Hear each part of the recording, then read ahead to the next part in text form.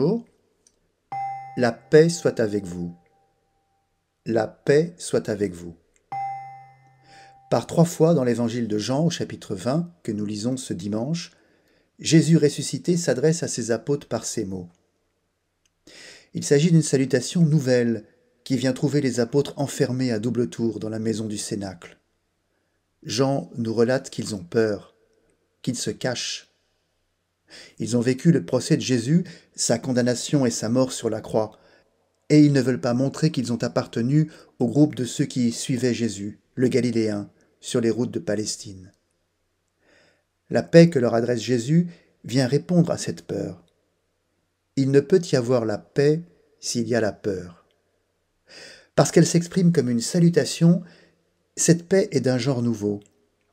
Elle vient déverrouiller quelque chose dans le cœur des apôtres.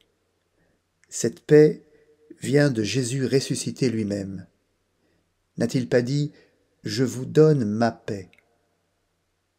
Cette paix vient en personne de Jésus qui a vaincu la mort.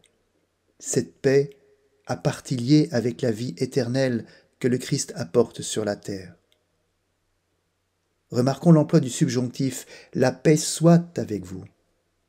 Le subjonctif marque le souhait, le vœu, l'ordre donné pour que cette paix se répande sur les apôtres.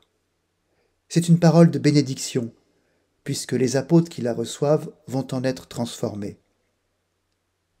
On peut dire que cette paix est agissante, qu'elle porte en elle un potentiel de transformation intérieure. Recevant cette paix, les disciples n'ont plus peur, ne sont plus enfermés. Cette paix leur donne la force de la foi. Il n'est pas sans conséquence que cette paix soit avec eux.